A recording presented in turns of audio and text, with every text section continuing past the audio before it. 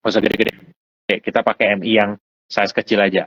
Reksadana sahamnya mungkin, let's say, di bawah 100M deh. Anggap 100M deh maksimal. Lu punya saham misalnya contoh, lu punya ASA misalnya. Punya ASA ya teman-teman ya. Nah, saham bagus nggak? Technical lagi oke, ya kan?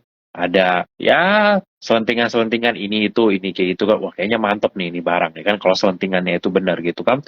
Lu beli misalnya 5M nih teman-teman, cuma 5% nih dari portfolio gitu kan 5M. Pada saat lu beli job, lu ngangkat harganya ke atas nggak? Very Ya. likely dengan likuiditas yang kayak ASA gitu kan. Berarti untuk beli 5M lu butuh 40.000 lot. Sedangkan overnya ASA lu tahu cuma 2.000, 3.000 gitu kan. Lu Ya. beli kalau lu paksa hari itu jadi lu yang ngangkat ke atas gitu kan. Kalau lu beli terlalu santai, takutnya harganya naik, lu nggak dapat barang kayak gitu kan. Nah, ya kalau puji Tuhan lu beli habis itu langsung naik sih, ya oke gitu kan. Tapi yang jadi masalah adalah habis lu beli misalnya nggak naik nih, ya kan. Lu udah punya asa 5M, belinya udah setengah mati nih, gitu kan.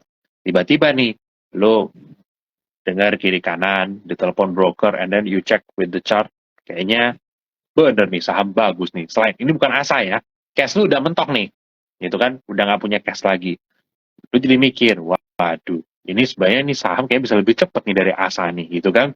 Tadi lu kebeli asa misalnya average 1.300 deh, kayak gitu kan, dan lu yang bikin asa narik gitu kan. Lu pikir lu mau switching kemana nih misalnya.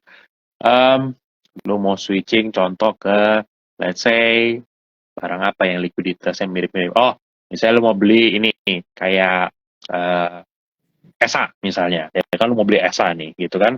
ESA satu papan kurang lebih 20.000 lot, 30.000 lot gitu juga kan. Atau ya kurang lah dari itu gitu kan. Lalu pikir, udah lah, besoknya lu pikir gue jual deh ASA gue yang kemarin. Kemarin belinya udah setengah mati, bener nggak? Lu Jual. misalnya dari harga 1.250 lu tarik sampai 1.300 akhirnya karena lu beli agresif kan. Sekarang gantian nih lu harus switching kan.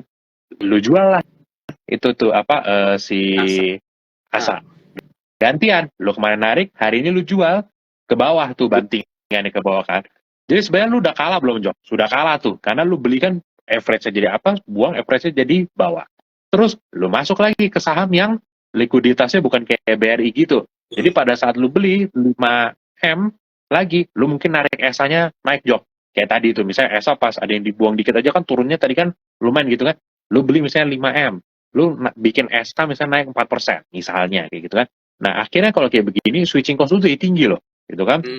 Jadi, yang harusnya lu jual dapat duit 100, tapi kan liquidity nggak cukup, lu jadi dapat 95 doang duitnya. Terus lu plan beli sebenarnya dengan harga segini cepet, karena lu beli ke atas, jadinya 105. Jadi, di situ aja dulu udah kalah tuh, apa, spreadnya gitu. Jadi, lu bingung, kenapa gue bisa switching portfolio gue malah turun ya, gitu kan. Apa, ya itu, karena switching cost-nya tuh menurut gue jadi tinggi gitu kan. Ini kita ngomong fee transaksi ke brokerage gitu ya teman-teman. Ini purely karena itu aja. Mungkin teman-teman pasti yang apa duitnya udah lumayan berasa lah. Kalau udah punya duit mungkin 2-3M atau ke atas gitu dan teman-teman main barangnya tuh all in biasa gitu. Itu pasti berasa. Kalau beli harus HK ke atas, jual haki gitu kan beberapa lantai itu pasti portfolio langsung minus tuh karena apa switching costnya jadi tinggi gitu. Nah jadi makanya itulah kenapa mungkin sekarang Jok FMFM selain simpen cash buat aman juga FMFM lagi stay ini dulu stay nggak ngapa-ngapain karena buat mereka ngapa-ngapain aja bisa salah jadinya Jok ya kan karena Ya. lu pikir ah boleh nih dari kiri switching ke kanan gitu kan lu switching kalau switchingan lu bener Nggak. bagus puji Tuhan. Tapi kalau switchingan lu salah, sudah switching cost-nya tinggi, habis itu turun.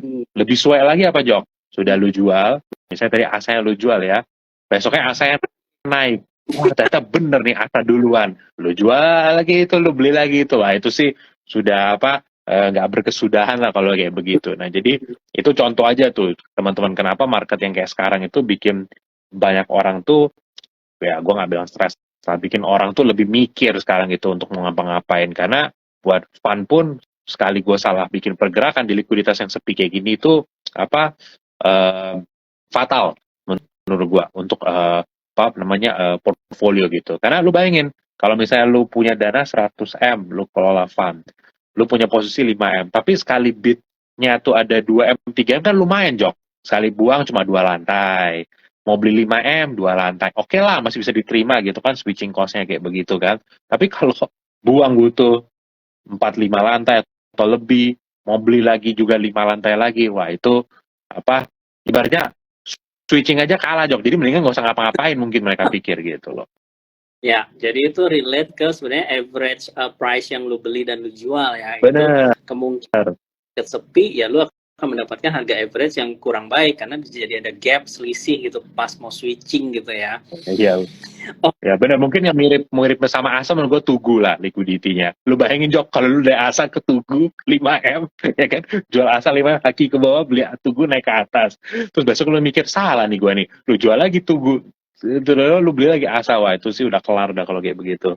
Nah, ini lanjutannya nih di challenge nih sama Panda Magic nih, Bill. Kalau kayak gitu kenapa nggak big cap aja yang keluar masuknya gampang, likuiditasnya tebal. Karena balik lagi satu, nggak semua big cap kan lagi in a good shape ya. Maksudnya nggak semua big cap lagi bagus ya teman-teman, satu gitu kan. Big cap itu kan nggak semuanya tuh sektoral tuh bagus gitu kan. Contoh misalnya banknya bagus ya kan, terus telekomunikasi misalnya lagi jelek. Gak mungkin lu paksain diri lu beli telekomunikasi itu sampai tinggi gitu karena cuma for the sake of, oh yang penting gua keluar masuknya tuh gampang kayak gitu kan nggak gitu juga. Dan harus diingat juga portfolio satu saham di MI itu cuma boleh 10% maksimum kan per fund yang tadi lu bilang itu kan, Jok, gitu. Kecuali di syariah bisa 20% gitu kan. Tapi satu saham maksimal 10% gitu. Jadi bukan kayak teman-teman. Kalau teman-teman kan punya duit 100 juta mau all in di satu saham, boleh nggak? Boleh. Di MI, di reksadana nggak boleh kayak gitu. 100 juta maksimum 10 juta per saham gitu kan. Kalau sahamnya naik melebihi 10%, lu harus ada batasan berapa hari lu harus jual, itu balikin lagi ke bawah 10%. Pokoknya tadi lu bilang di awal tadi, Jok, yang pas di awal lu live itu bener banget tuh apa teman-teman. Jadi kenapa nggak semua di big cap aja? Itu tadi jawabannya. Pertama, nggak semua big cap bagus. Lu nggak mungkin beli big cap cuma karena liquidity gitu kan. Pasti lu juga pengen beli saham yang naik dong gitu kan. Lu kalau mau beli saham yang tiap hari cuma rame doang gitu, ya lu lihat aja tuh tiap hari top 10 ada kan saham 3 biji tuh yang kayaknya kerja tiap hari liquid terus, tapi lu nggak tahu itu company apa gitu kan. Terus ya itu tadi yang kedua gitu loh, apa, satu saham tuh ada batas maksimalnya teman-teman gitu. Ya benar. Jadi ya itu ya tadi ya lu nggak bisa maksa juga kecuali memang MI-nya memang style dia di LQ45 mungkin ya indexing. Benar. Tapi konsepnya lebih ke indexing lah ya, reksadana index. Oke, tadi sempat jelas baca yang menarik juga sih, itu ada yang nanya tentang IMPC, Bill. IMPC ini kan sebenarnya dia bagi saham bonusnya terakhir kalau gue lihat 10 batu. Jadi harganya kan dari jadi 410 gitu ya. Cuman pertanyaannya mungkin nih teman-teman yang belum tahu dulu, kenapa sih dia harus dalam bentuk saham bonus gitu? Misalnya kenapa nggak dividen atau apa? Nah itu apa pertimbangannya modelnya seperti ini? Ini kan which is agak jarang ya yang menerapkan saham bonus seperti ini gitu emiten. Ya, memang setahu gue saham bonus tuh agak jarang ya, Jok ya. Gue juga sebenarnya gue sempat mikir apa IMPC itu gue pikir stock split loh. Gue pikir stock split 1/10 gitu kan. Tapi pas gue lihat grafiknya, kok nggak make sense ya? Maksudnya nggak masuk harga kumnya. Harga kumnya kemarin 3.900, kok opennya di bawah gitu kan dirinya kan gitu. Gue bilang, ini kayaknya bukan stock split nih kayak gitu kan. Terus tadi gue ngobrol-ngobrol, ternyata oh saham bonus.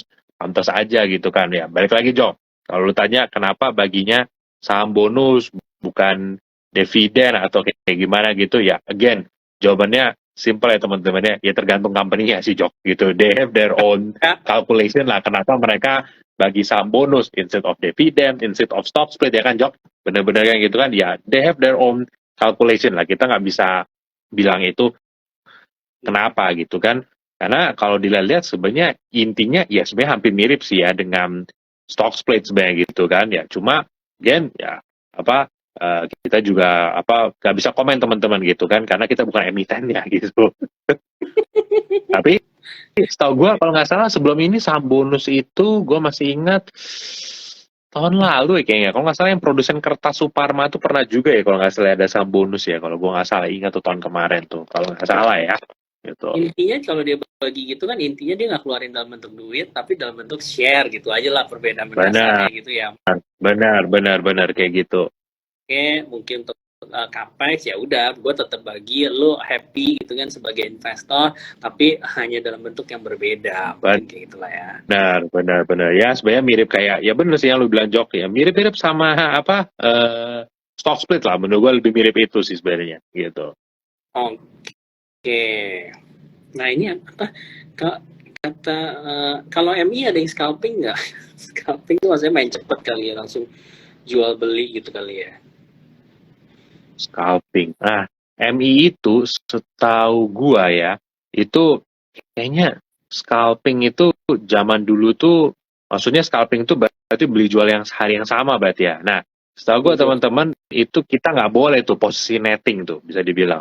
Posisi netting dalam artian, oh hari ini beli pagi gitu kan, apa jual sorenya kayak gitu. Setahu gua apa nggak boleh deh. Zaman gue dulu tuh nggak ada tuh beli pagi jual sore BPJS gitu, nggak pernah tuh kayak gitu tuh. Jadi bener-bener apa ya, kecuali udah punya stok barang yang apa kemarin sisanya ya itu nggak apa-apa kalau lu mau jual mungkin gitu. Tapi kayaknya kalau lu belum punya posisi, lu initiate posisi hari itu terus sorenya langsung jual, kayaknya nggak teman-teman gitu. Karena gue ingat gue pernah mau begitu Jok.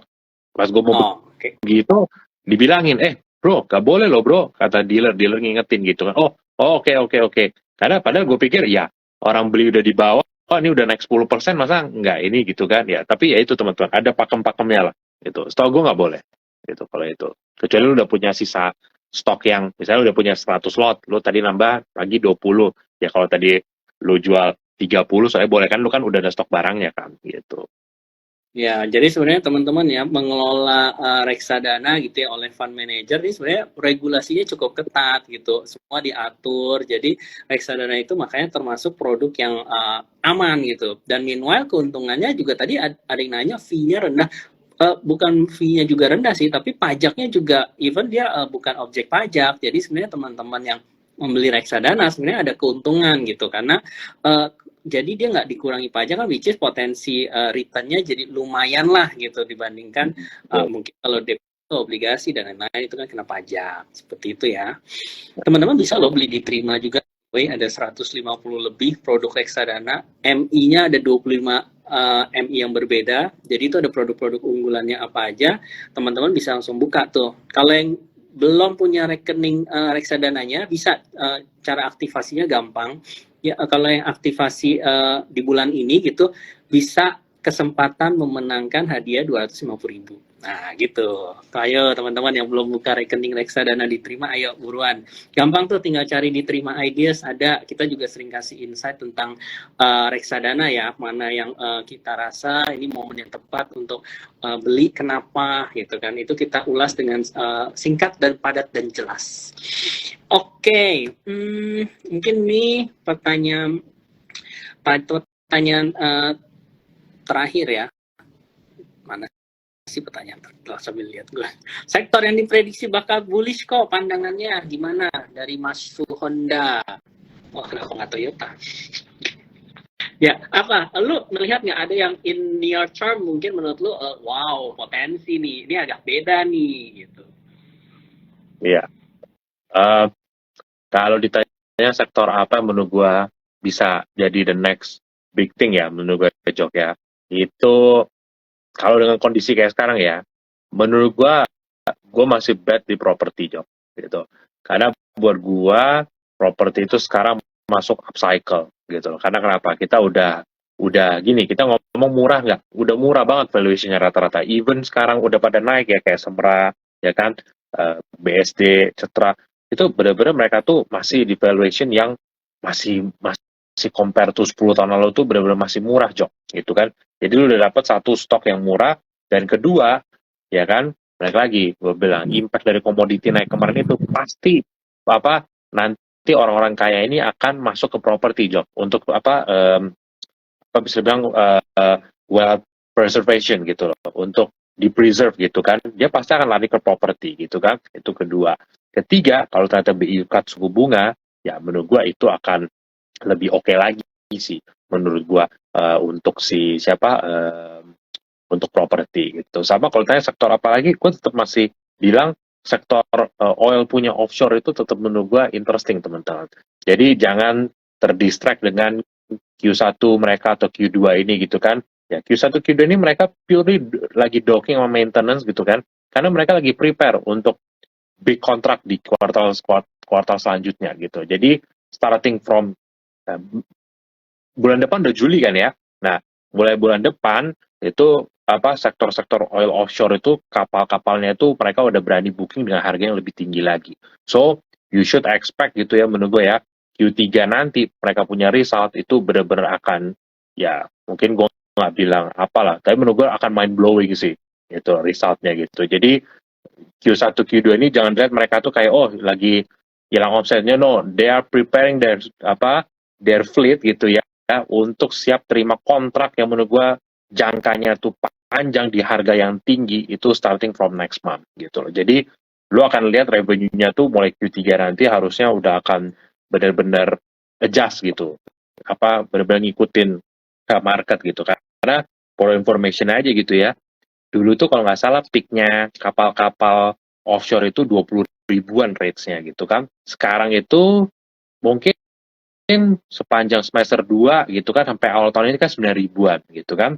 Nah, mulai dari kuartal 3 ini gitu ya, itu sih benar-benar supply udah tight itu rates-nya tuh udah akan main di belasan ribu sampai mungkin 20 ribuan ke atas, Jok. Dan kalau mereka berhasil lock di situ, which is I think they will gitu ya, itu tuh lu akan lihat earnings-nya harusnya akan improve a lot mulai dari kuartal 3 ini gitu. Dan balik lagi, market selalu bergerak duluan ya, Jok ya. Sebelum berita gitu, teman-teman. Jadi ya make sure lu punya vision lah gitu untuk ngelihat kira-kira nih earnings bakal jadi apa gitu. Oke, Karena balik teman-teman lagi, udah sebagai penutup aja, era itu penting yang tadi gue bilang, Jok. Era yang penting itu apa? Kalau saham, sektornya itu belum overcrowded, dan lu beli pada saat dia upcycle, berita bagus sedikit aja, itu bisa bikin harganya naik kencang. Ya kan? Any improvement, labanya. Mungkin labanya turun Q-O-Q, tapi orang bilang, wah masih naik nih sebenarnya gitu kan. Cycle-nya, itu saham bisa naik. Tapi kalau lu beli saham yang sektornya udah overcrowded, ya kan?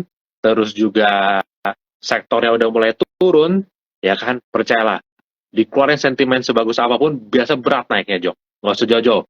Yang bagi dividen barusan gede, salah satu batu bara, kayak gitu kan. Wah, ketika dibilang yield-nya bakal 30%, waduh, semua orang bakal mikir, besok nih pasti arah-arah nih, pasti gitu kan. Pasti orang akan ngejar gitu kan. Ya, bisa dilihat kan, begitu open, gap up, sama mungkin malah fun-fun atau apa malah dijual gitu kan, karena kapan lagi gitu kan, kenapa? Era matters menurut gua.